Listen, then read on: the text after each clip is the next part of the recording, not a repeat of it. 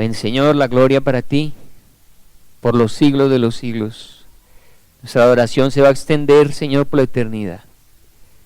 Hoy desde aquí, Señor, desde la tierra, pero un día delante de tu presencia por siempre, estaremos adorándote, Señor, disfrutando de la herencia preciosa que tú ganaste para nosotros. Gracias, Señor, por esa promesa, porque vivimos con esa esperanza, porque nos ilusiona saber que un día estaremos contigo, Señor. Que todo aquí en esta tierra habrá pasado y será un recuerdo, pero estaremos, Señor, junto a ti por siempre. Y eso es lo más extraordinario, Señor, lo primero y más importante, saber, Señor, que hemos sido hechos para la eternidad. Pero desde ya nuestro corazón se une en adoración con los ángeles, Señor, con la adoración en el cielo. Y desde ya proclamamos tu grandeza, Señor, y declaramos que no hay nadie como tú, en los cielos, ni en la tierra, ni en todo el universo. Te bendecimos, Señor, y te exaltamos. Amén. Lucas. Pues no conozco varón. Algunos dirán, ay, ¿cómo así que no conoce varón? Mucho gusto, vea, yo soy un varón. La palabra conozco,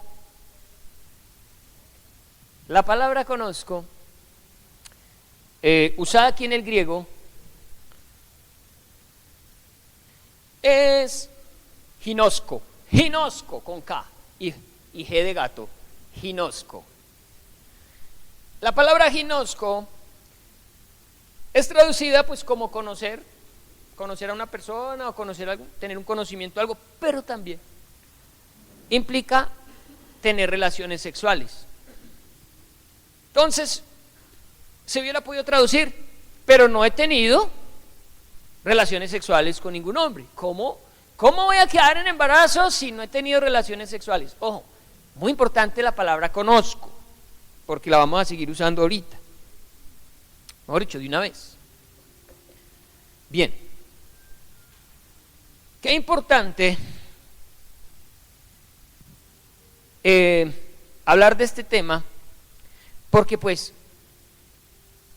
la doctrina católica enseña que María nunca tuvo relaciones sexuales con José y que ella permaneció virgen. Primera situación: cuando una mujer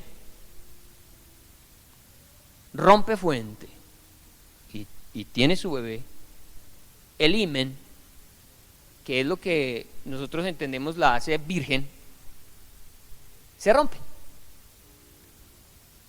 No, la Biblia no dice que María se sentó y al ladito apareció Jesús solo.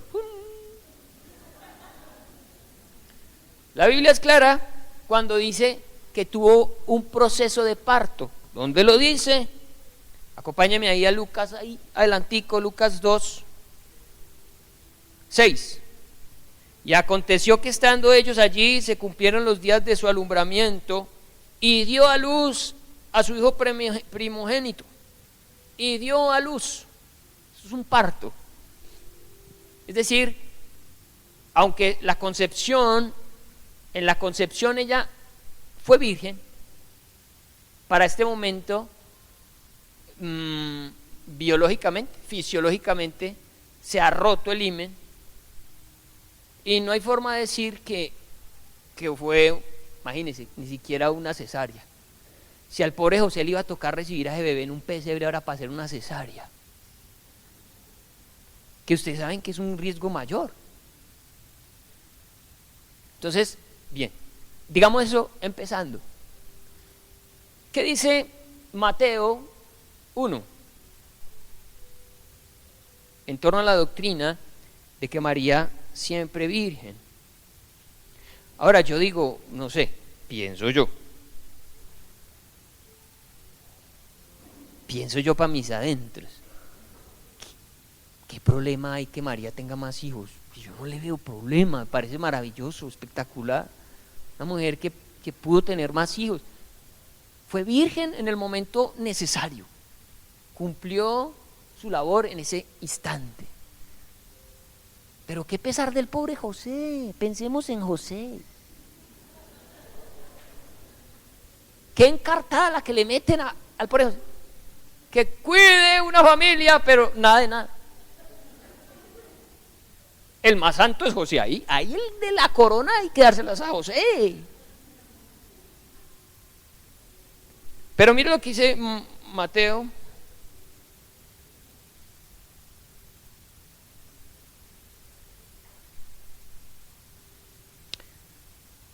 (1:25). Pero, ojo, desde el 24. Y despertó José del sueño, hizo como el ángel del Señor le había mandado y recibió a su mujer. Pues porque él dijo, ¿cómo así que está en embarazo? ¿Cómo así que me fue infiel? El ángel le explicó, no, fresco. El bebé, van a ser el Mesías, fresco. Eso es del Espíritu Santo, recíbala. Entonces él dice, listo. Pero no la conoció hasta que dio a luz a su hijo primogénito. Ojo que no está diciendo mucho gusto, yo soy José. Usted es María, qué bueno. No, usa una vez más el término conocer. Pero no la conoció hasta que dio a luz a su hijo primogénito. Dos cosas. La conoció después de que nació Jesús. Segundo, del hijo de María, de Jesús, se dice que es el primogénito. Primogénito. La palabra primogénito en el griego, como dijo alguna vez mi hija María José, es que Jesús era el primogenio de María. Yo no, María José es el primogénito. Primogénito en griego se dice protótokos con K, protótokos. Y está compuesta de dos palabras, protos, que significa primero, y ticto como tic-tac, pero con K, ticto, engendrar. O sea, el primero en ser engendrado. No ha debido entonces decir primogénito, si solamente María tuvo un solo hijo. Ya lo que vemos en el resto de la palabra de Dios es que tuvo más hijos, 4 hermanos y unas hermanas, que no sabemos cuántas, pero tuvo hermanas. De manera que para este momento María está diciendo correctamente, no conozco varón, no he tenido relaciones sexuales, pero después las llegó a tener. Continuamos. Respondiendo el ángel,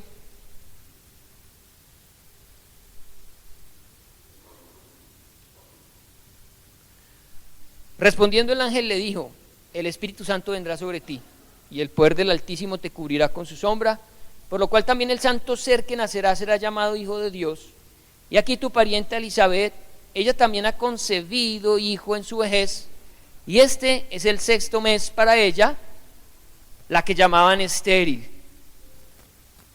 porque nada hay imposible para Dios. Entonces, Juan el Bautista era mayor que Jesús 6 meses.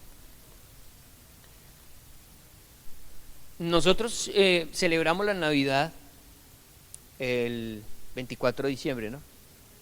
Pero realmente, según las cuentas que se hacen, ¿cómo se hacen estas cuentas? Bueno, ustedes saben que Zacarías y Elizabeth, Zacarías era sacerdote, y era por turnos que tenía que ir al templo. Y ahí da el nombre del turno que a él le correspondía. De Abías, la clase de Abías. Entonces, mirando cuando le tocaban turnos, lograron definir aproximadamente el nacimiento de Juan el Bautista. Fue en el mes de enero, febrero, marzo. Y 6 meses después nacería Jesús, marzo, enero, febrero, marzo, abril, mayo, junio, julio, agosto, septiembre. Se considera que en el mes de septiembre nació Jesús, y se corrobora también históricamente por 2 puntos y aparte. Hay un censo que Herodes hace. Ese censo obligaba a que la gente se trasladara del lugar donde vivía al lugar de su nacimiento. José era de Belén, por lo tanto, él debía ser empadronado y cogió a María ya y al bebé pues todavía no había nacido y les tocó viajar desde Nazaret hasta Belén. Un censo de esos no se puede hacer en invierno. Diciembre es un mes de invierno en Jerusalén. Herodes sabe que es incómodo para la gente que los cense porque los tiene que poner a viajar. Él va a escoger una época cómoda y entonces se ajusta perfectamente. Septiembre es el inicio del otoño, un tiempo fresco donde la gente se puede trasladar. También cuando nace Cristo, dice Lucas, más adelante lo vamos a ver, que habían unos pastores velando en las vigilias de la noche con sus ovejas. Eso no se puede hacer en invierno, en diciembre. Las ovejas no se sacaban a pastar, las guardaban en unos lugares especiales porque el invierno no lo permitía. Entonces, todo este tipo de conclusiones dan a entender que muy posiblemente Jesús nació en el mes de septiembre. Pero, una vez más vemos cómo la tradición católica, el paganismo ingresa a la Iglesia Católica y ahora terminamos nosotros celebrando el 24-25 de diciembre, el nacimiento de Jesús. ¿Qué pasaba? ¿Por qué el 25 de diciembre? Bueno, ¿recuerdan ustedes que habíamos hablado que en los tiempos del Imperio Romano, siendo Constantino el emperador, el imperio se cristianizó? El paganismo era la religión del Imperio Romano. Y mientras lo fue, el cristianismo fue perseguido. Esos primeros años, esos primeros 300 años, o mejor, desde el año 100, la muerte de Juan el Bautista, hasta el año 315, que es el edicto de Constantino, 200 años la iglesia perseguida, tirándoselo a los leones, prendiéndoles fuego. Pero con Constantino cesó la persecución y ahora el imperio es cristiano. Entonces el paganismo necesitaba ser anexionado y la forma más fácil era tomando de las costumbres paganas y metiéndolas al cristianismo. Una de esas fue la adoración a Semiramis, al niño y a la mujer, que encontraron en María el personaje perfecto. Y otro ejemplo fue el diciembre, fue la Navidad. El Imperio Romano adoraba al dios Sol y la fiesta del dios Sol se hacía el 25, del 24 al amanecer el 25, porque es el solsticio de invierno y es el momento preciso para adorar al sol. Entonces, uno de los papas dijo, aprovechando esa fiesta pagana, dijo, vamos a nombrar ese día el día del nacimiento de Cristo, porque ahora nuestro Dios es Jesús, ya no será el Dios Sol. Pero desde allí hasta el día de hoy, la Iglesia Católica ha relacionado a Cristo con el Sol. Mire esta imagen.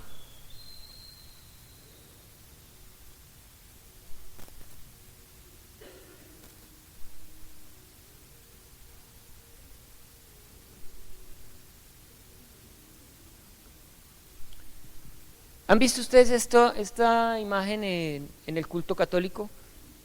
El sol y esas tres letras IHS. Esto está demostrando un culto al Dios Sol y cómo la iglesia lo acoge y lo cambia a Cristo, incluso usando las Saturninas, que era la fiesta al Dios Sol del 24 al 25 de diciembre, para celebrar ahora el nacimiento de Jesús. Estas tres letras IHS están en latín, pero también las tenemos en español. En latín significa Jesús hominum salvator. Eso significa IHS. En español, hay otra imagen, la vemos nosotros en nuestro medio de esta forma, JHS, pero noten el sol. Jesús, hombre salvador. El hecho de que se usaran velas en la noche, el culto al dios sol implicaba usar velas en la noche, porque representaban el sol, la fuerza del sol, el fuego. Entonces la gente en las noches prendía velas para continuar el culto al dios sol. ¿No notan ustedes que la Iglesia Católica tiene en su culto el encender velas, prender velas, tener velas por todo lado, iluminando santos y todo lo demás? Hace parte del culto al dios sol. El Papa que les digo, en el año 350 después de Cristo, el Papa Julio I pidió que el nacimiento de Cristo fuera celebrado en esa misma fecha. Y más adelante, en el 354, el Papa Liberio decreta ese día como el nacimiento de Jesús. En Wikipedia encontré un dato, dice: esta fecha fue adaptada por la Iglesia Católica en el tercer siglo para permitir la conversión de los pueblos paganos. Ese era el objetivo, permitir la conversión de los pueblos paganos. Claro, como era una fiesta pagana, pues la mostramos de una forma diferente y hacemos que el paganismo haga parte de la religión. Y es tremendo ver algo, miren, no solamente los romanos adoraban al dios sol, también los germanos, escandinavos, aztecas e incas, y ustedes saben que están en diferentes lugares, tenían el culto al dios sol. ¿Se acuerdan que hablamos de Nimrod y que un rayo de sol iluminó el vientre de Semiramis y concibió a su hijo Tamuz? Tamuz es el hijo del dios sol. Desde allá viene el culto al sol, y es un culto pagano traído desde Babilonia, que lo manejan todas las culturas antiguas. Nimrod levantó una torre, ¿recuerdan? La torre de Babel, y no podemos pensar que la torre era como decir la torre de Chipre. Esa torre es un zigurat. Zigurat es el nombre arquitectónico y básicamente es una pirámide. Y no notan ustedes que es precisamente la pirámide característica en estos pueblos, y están a distancia.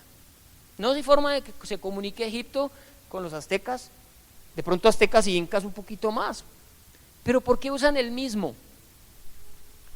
¿Y por qué adoran el sol? Porque el culto, el engaño de Babilonia fue primero, fue después de que Noé baja del arca, y los hombres se diseminaron por el mundo entero llevando ese culto, adorando al dios sol. Miren lo que dice la palabra en torno a la adoración al dios sol en Deuteronomio 4, 15, 19.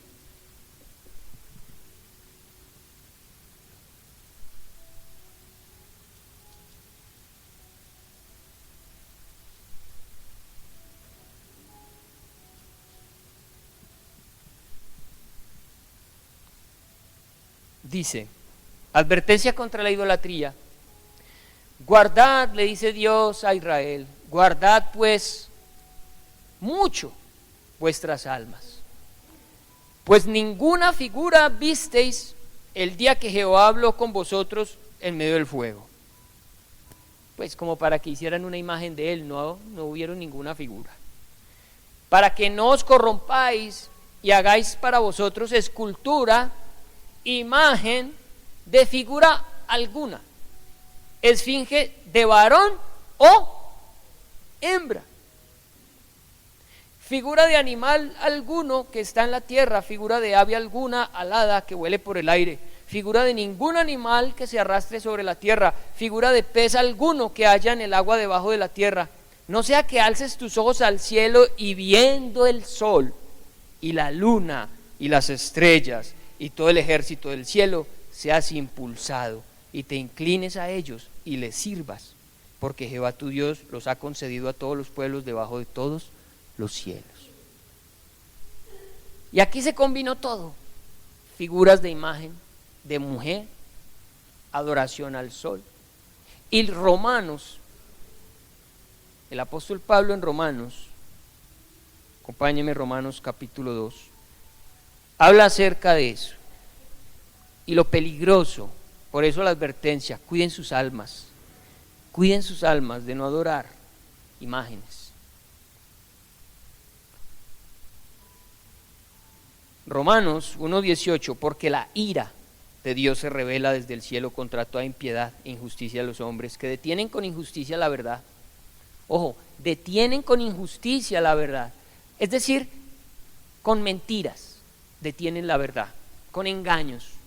Porque lo que de Dios se conoce les es manifiesto, pues Dios se los manifestó, porque las cosas invisibles de Él, su eterno poder y deidad, se hacen claramente visibles desde la creación del mundo, siendo entendidas por medio de las cosas hechas, de modo que no tienen excusa. Por eso los aztecas, los incas, ninguno de estos, aunque no tuvieron Biblia, tienen excusa, porque Dios se les manifestó. Pero ellos decidieron otra cosa.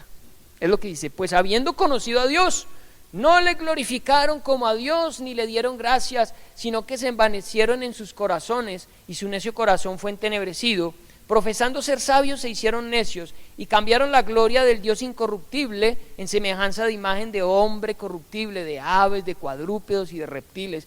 Por lo cual también Dios los entregó a la inmundicia en la concupiscencia de sus corazones, de modo que se deshonraron entre sí sus propios cuerpos, ya que cambiaron la verdad de Dios por la mentira, honrando y dando culto a las criaturas antes que al Creador, el cual es bendito por los siglos. El hombre termina dándole gloria a lo creado antes que al Creador. Y todo esto entró, todo este paganismo entró, y hoy en día lo tenemos en medio, inmerso en nuestra cultura. Continuemos.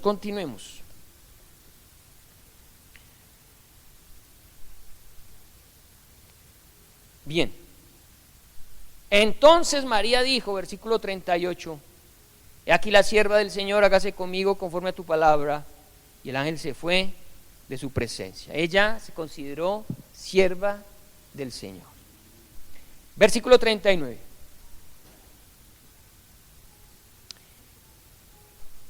En aquellos días, levantándose María, fue deprisa a la montaña, a una ciudad de Judá, y entró en casa de Zacarías y saludó a Elizabeth. Lo que viene a continuación hasta el versículo 45 es lo que le da pie a la doctrina de que María es mediadora. Miremoslo desde esa óptica y sorprende. Si lo vemos así, uno dice: uy, venga, tremendo esto que pasó aquí. Pero esa doctrina no es bíblica. Vamos a mirar por qué.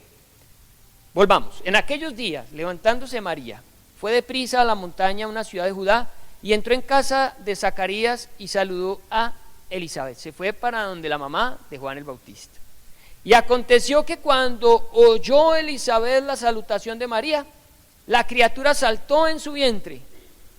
Entonces, la Iglesia Católica enseña cómo la voz de María despertó el Espíritu Santo que había sido prometido en el vientre de Juan el Bautista. Lo leímos el domingo, ¿recuerda? Dice: desde el vientre tendrá el Espíritu Santo. Pero dicen que fue solamente al oír la voz de María que el niño saltó, que lo llenó el Espíritu Santo al niño, y por ahí derecho también a Elizabeth. Y aconteció que cuando oyó Elizabeth la salutación de María, la criatura saltó en su vientre, y Elizabeth fue llena del Espíritu Santo, y exclamó a gran voz y dijo: bendita tú entre las mujeres. Claro, ella siente eso, se activa el Espíritu Santo. ¿Qué dice ella? Bendita tú. Es decir, ¿qué dice la Iglesia Católica? Que es a través de la mediación de María que usted y yo recibimos el Espíritu Santo. Y se los voy a leer.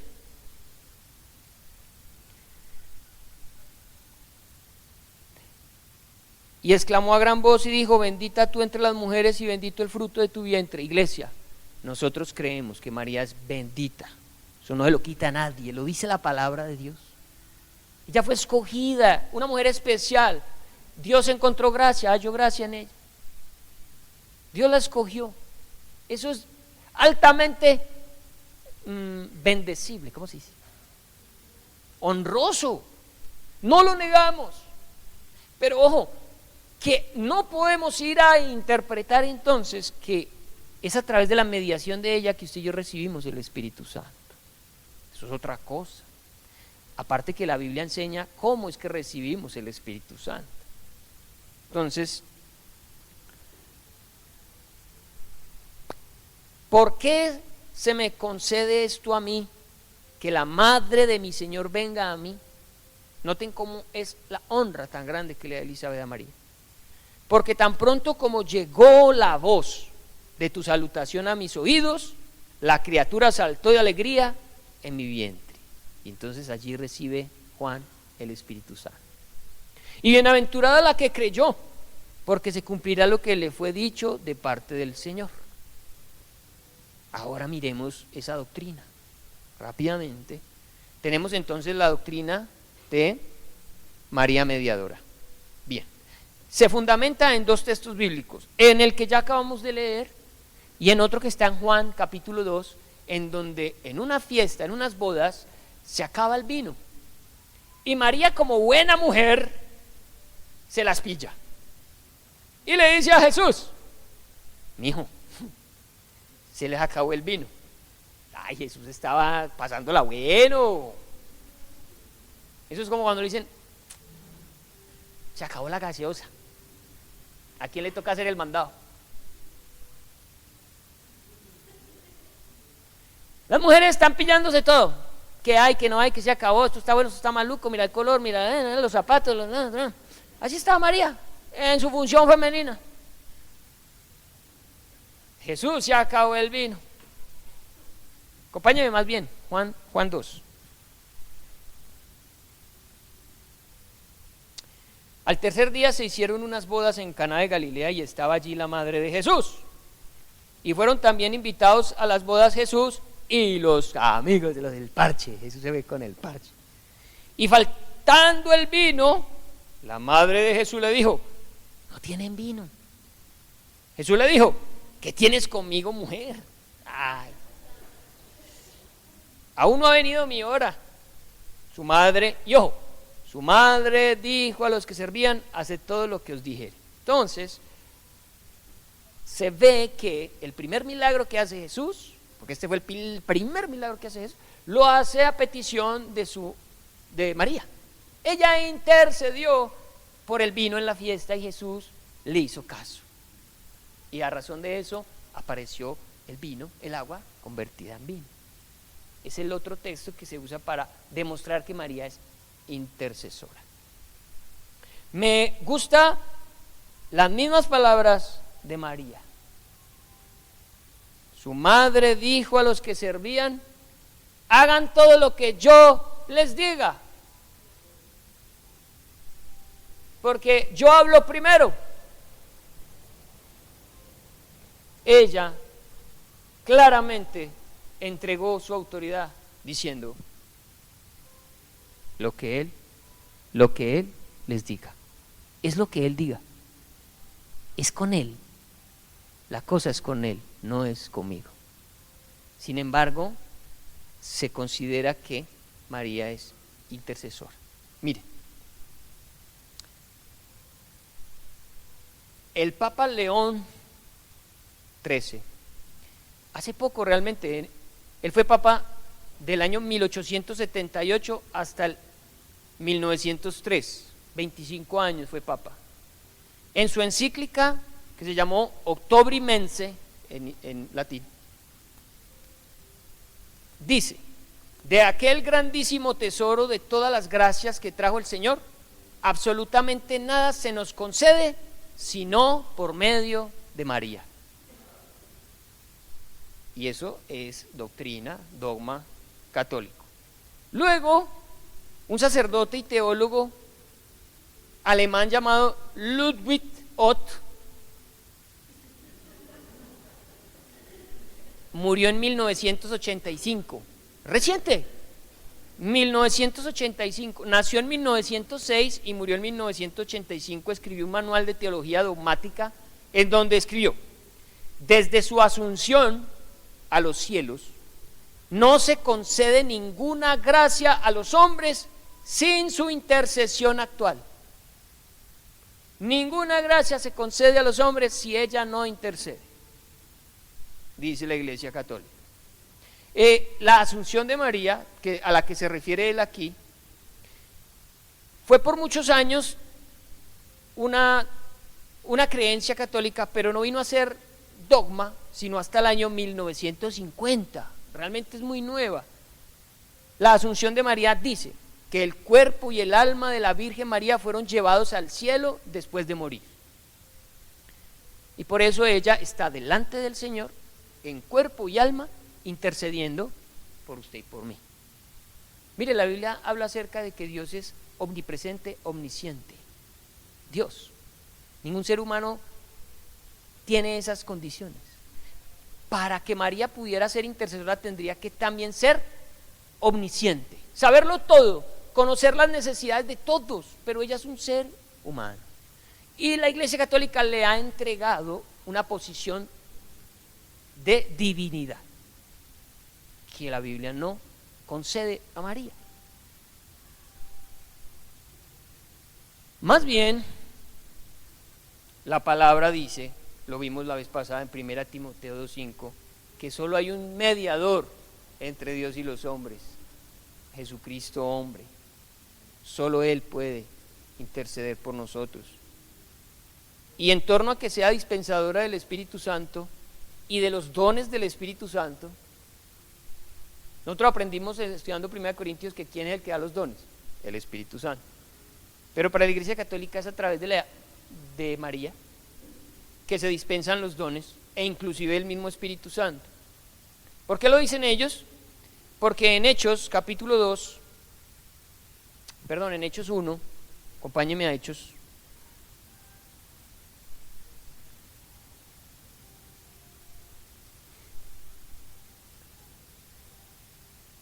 La historia dice, versículo 13, y entrados subieron al aposento alto donde moraba Pedro y Jacobo, Juan, Andrés, Felipe, Tomás, Bartolomé, Mateo, Jacobo, hijo de Alfeo, Simón el celote y Judas, hermano de Jacobo, o sea, los 12 apóstoles. Todos estos perseveraban unánimes en oración y ruego con las mujeres, ¿y con quién? Con María, la madre de Jesús, y con sus hermanos. Dice la Iglesia Católica que fue gracias a la oración de María en este aposento alto que vino el Espíritu Santo sobre la Iglesia. El punto es que según vemos, el mismo texto dice que ella fue una de las que lo recibió ahí. No lo contenía, porque hay una doctrina católica que dice que ella nació sin pecado concebida. Por lo tanto, nace sin el pecado original, llena del Espíritu de Dios. Pero aquí, acompáñeme más adelante y vamos a notar que ella también recibió el Espíritu Santo. En el mismo Hechos 2:1 dice, cuando llegó el día de Pentecostés estaban todos unánimes juntos, ya vimos, está en el aposento alto, María y todos los demás, y de repente vino del cielo un estruendo como de un viento recio que soplaba, el cual llenó toda la casa donde estaban sentados, y se les aparecieron lenguas repartidas como de fuego asentándose sobre cada uno de ellos, y fueron todos llenos del Espíritu Santo y comenzaron a hablar en otras lenguas según el Espíritu les daba que hablasen. Por lo tanto, ella no es dispensadora del Espíritu Santo, ella lo recibió. Lo recibió. Por lo tanto, pensar entonces en esa condición de María como mediadora después de ver estos textos y analizar, y hay otros textos también. El Espíritu Santo, Gálatas 3:2, el apóstol Pablo dice, venga, ¿ustedes recibieron el Espíritu Santo por las obras o por la fe? Porque el Espíritu Santo se recibe no por intermedio de María. Según el texto bíblico, empezando allí en Gálatas 3:2, se recibe primero por la fe. Pero la fe ¿en quién? ¿En María? Tendría entonces que decir la Biblia que el Espíritu Santo se recibe por la fe en María, pero la palabra es clara, Romanos 3:21 al 23.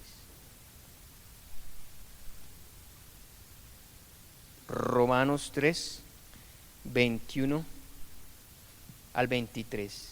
Pero ahora, aparte de la ley, se ha manifestado la justicia de Dios testificada por la ley y por los profetas. La justicia de Dios por medio de la fe en Jesucristo, para todos los que creen en Él. Porque no hay diferencia para todos. No hay diferencia, esto es para todos. Por cuanto que todos pecaron y están destituidos de la gloria de Dios, siendo justificados gratuitamente por su gracia mediante la redención que es en Cristo Jesús. Es la fe en Jesús la que me lleva a mí a recibir el Espíritu Santo de Dios.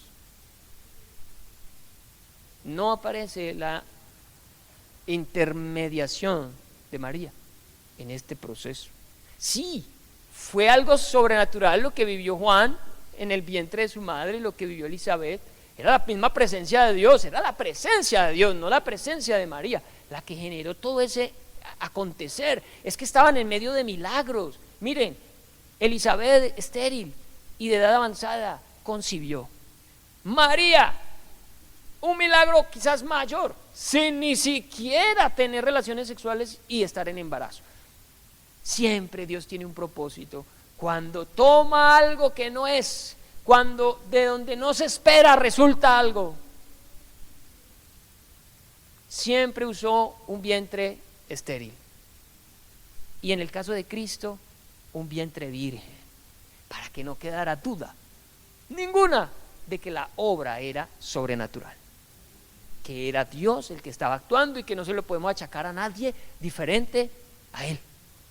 Fue su palabra, fue su promesa, fueron sus profecías, fue toda la gloria es solo para Dios.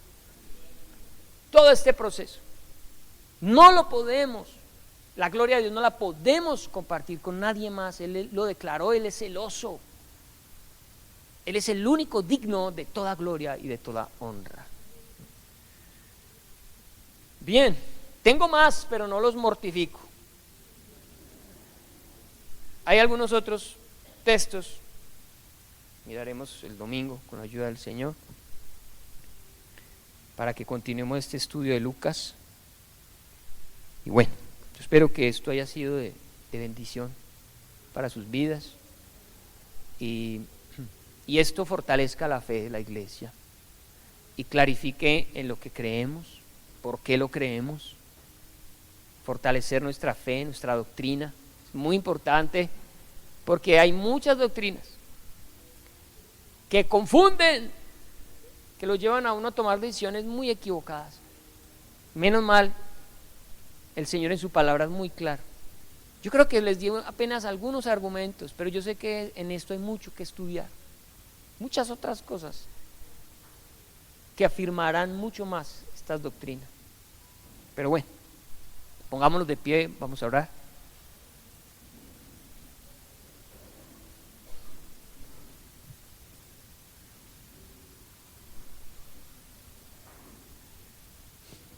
Una vez más, proclamar y declarar que lo que Dios ha dicho se cumple. Lo que Él dijo en su palabra se cumple. Nosotros estamos a la espera del cumplimiento de muchas de esas palabras. Han existido hombres de la iglesia de Dios, del cuerpo de Cristo, sorprendentemente negando el arrebatamiento de la iglesia. Hoy en día hay un grupo de cristianos evangélicos que están negando el arrebatamiento de la iglesia. Mucha gente está perdiendo esa esperanza, pero es algo que está vivo, es una promesa viva, es real. Seguramente vamos a tener el tiempo para mirarla también con más detenimiento y comprobar que es certera, que en cualquier momento va a ocurrir. Que esto que hoy hemos aprendido, el cumplimiento profético de Cristo, nos dé a nosotros la certeza de que lo que falta también se va a cumplir. El arrebatamiento de la iglesia, por más extraño que parezca, va a acontecer. Y por favor, que no nos coja entretenidos, sino, como dice el Señor en su palabra, velen para que ese día no los coja. de sorpresa. Velen, estén atentos, pendientes, porque eso va a ser en un abrir y cerrar de ojos. Cualquier momento estaremos con Él por la eternidad, y eso está próximo, muy próximo. Padre, nos alegra, Señor, saber que tu palabra se ha cumplido. Nos encanta darnos cuenta, Señor, que todo tu propósito es real, es veraz. Aquí hay una iglesia que cree en tu palabra. Aunque el mundo entero hoy en día ha dejado de mirar tu palabra, se ha burlado de ella, le han agregado cosas que no tiene y le han puesto a decir cosas que no dice. Aquí, Señor, hay un remanente que quiere permanecer en ella, que quiere seguir esperando el cumplimiento de estas palabras. Una iglesia que cada día se levanta creciendo en fe de que esto va a acontecer, de que a nosotros nos alcanzaron el final de los tiempos, que la maldad se ha multiplicado, que la ciencia ha aumentado, que las profecías se han cumplido, que solamente resta, Señor, que suene la final trompeta. Los muertos en Cristo resucitarán primero y luego nosotros, los que habremos quedado, dijo el apóstol Pablo, seremos arrebatados, llevados al cielo, transformados en un abrir y cerrar de ojos, para estar por siempre con un cuerpo nuevo con el Señor. Recuerda, iglesia, que Él se lo dijo a sus discípulos, que iría a preparar lugar para nosotros y que vendría y nos tomaría a sí mismo. Fueron palabras de Jesús. Nosotros hoy esperamos, expectantes, Señor, el cumplimiento de tus palabras, hoy reconociendo que se han cumplido. Gracias, que la fe no falte en el corazón de tu pueblo, que el engaño no penetre en sus corazones, las falsas doctrinas, las filosofías, los engaños de Satanás, que han hecho que muchos se desvíen, que han hecho que muchos dejen de poner su mirada en ti y la tengan en el mundo. Están mirando el mundo, las cosas del mundo. Señor, y cuando tú regreses, quizás les toque vivir lo de las mujeres, las vírgenes insensatas, que por no estar preparadas se quedaron.